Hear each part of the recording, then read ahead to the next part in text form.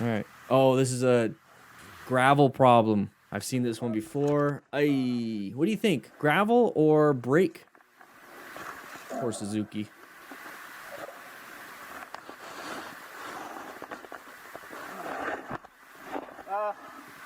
Yeah, I need to lift my motorcycle. Learn how to lift up your bike so you don't need help, because that right there, that person's fingers are gonna get pinched. They didn't really help out at all anyways.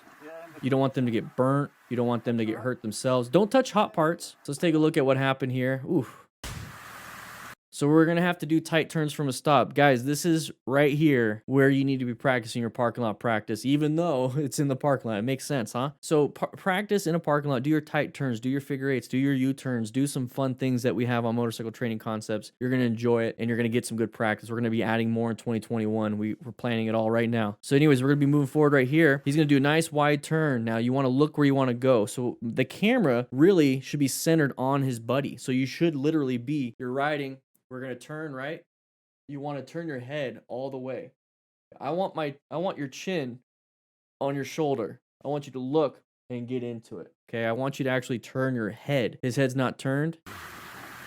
Now we're starting to, but where are we going? Take a look at where we're going. If he makes this turn, he's going to go right into that white vehicle. If he just did a 90-degree turn. So now he's going to do like this 180 and then kind of come around. We didn't set ourselves up. So make sure you pay attention to that. And then also watch out for any of this stuff. That's going to be oil from the cars. We have gravel right here, especially when people are coming through here, right?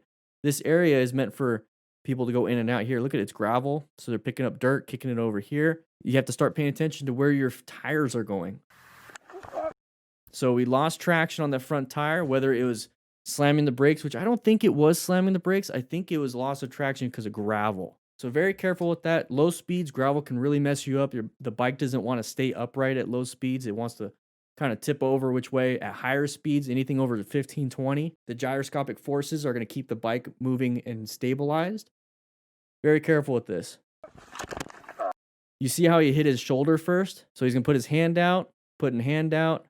So you're going to hit the hand possibly first. That's why you have gloves. So the hand's going there, but it's going to start to roll. Oh, geez, that was quick. Look, a couple frames. And then right shoulder. That's why you have gear, guys. Hit his head. Check your body first. Now, I don't want anybody helping me out when it comes to picking up the bike. I should be able to pick it up on my own. But if they're going to help out, I'm going to start directing people and be like, hey, don't put your hands there. Go ahead and grab this. On 3, we're going to lift up. And what I would have them do is hold the handlebars, because that's going to be the thing that's not going to be hurt or not hurt.